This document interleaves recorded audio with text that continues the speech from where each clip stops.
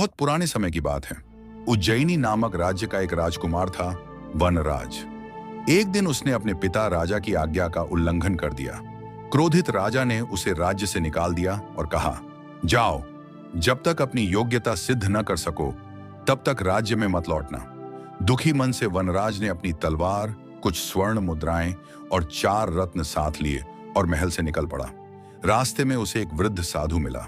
साधु ने कहा, वत्स, परदेश में 4 बातें याद रखना। 1, अकेले से अच्छा है साथी होना।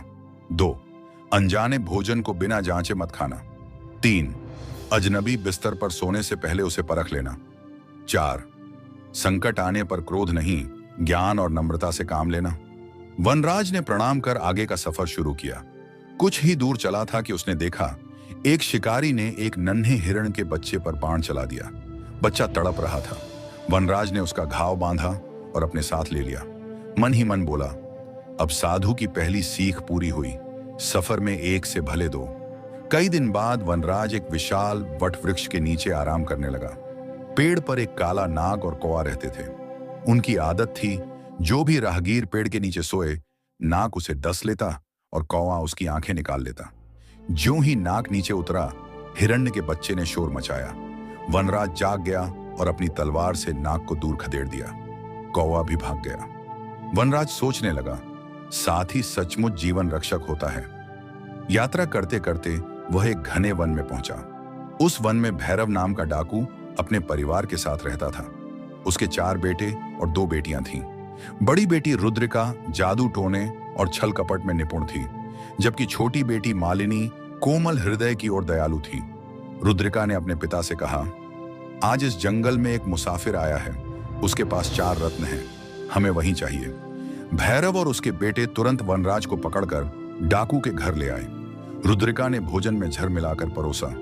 जैसे ही वनराज खाने लगा, उसे साधु की दूसरी सीख याद आई। उसने निवाला तोड़कर हिरण को खिलाया।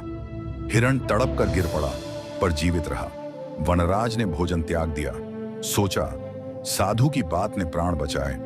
रात को रुद्रिका ने वनराज के लिए सुंदर पलंग सजवाया। वनराज ने बिस्तर झाड़ा तो नीचे लकड़ी की बनी झूठी सतह मिली, जिसके नीचे गहरी खाई थी। वह टूटी चारपाई पर जाकर लेट गया और साधु की तीसरी सीख को याद किया। आधी रात को रुद्रिका कटार लेकर आई और बोली, रत्न दे दो, नहीं तो यहीं खत्म कर दूंगी। वनराज ने शांत स्वर में कहा, यदि तुम मुझे मारोगी तो पछताओगी, जैसे उस व्यापारी ने अपने वफादार कुत्ते को मारकर पछताया था। उसने व्यापारी और कुत्ते की लंबी कथा सुनाई, जिसमें जल्दबाजी ने विश्वासघात का रूप लिया। रुद्रिका कुछ पल को ठिठक गई, परंतु उसके क्रोध की ज्वाला पूरी तरह शांत न हुई। सुबह छोटी बहन मालिनी वनराज के पास आई।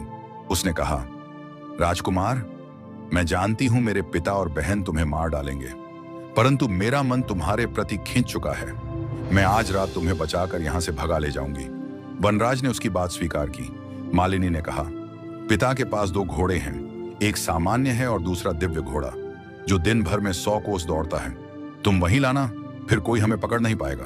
रात के अंधेरे में वनराज अस्तबल में गया, पर जल्दबाजी में सामान्य घोड़ा खोल लाया। दोनों उस पर बैठकर भाग निकले। सुबह डाकू भैरव ने देखा कि बेटी और मुसाफिर दोनों गायब हैं। उसने दिव्य घोड़ा निकाला और उनका पीछा किया।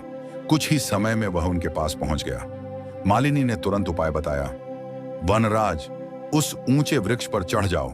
जब पिता ऊपर चढ़ेंगे, मैं दिव्य घोड़े को नीचे ले आऊंगी। तुम कूदकर उस पर बैठ जाना। जैसा तय था वैसा ही हुआ। भैरव पेड़ पर चढ़ा, तब तक मालिनी घोड़े को नीचे ले आई। वनराज कूदकर घोड़े पर सवार हो गया। घोड़ा पंखों की तरह उड़ चला। डाकू नीचे धूल चाटता रह गया। कई दिनों की यात्रा के बाद वनराज और मालिनी एक नगर पहुंचे। वहां उन्होंने शांति से जीवन बिताया। देश निकाले की अवधि पूरी होने पर वनराज अपने राज्य लौटा और मालिनी को रानी बनाकर राज्य किया। सही समय पर विवेक, धैर्य और संयम ही जीवन बचाते हैं। सच्चा प्रेम और विश्वास सबसे बड़ा खजाना है। लालच और क्रूरता अंततः हारते हैं, जबकि नेकी और निस्वार्थ भाव विजय दिलाते हैं।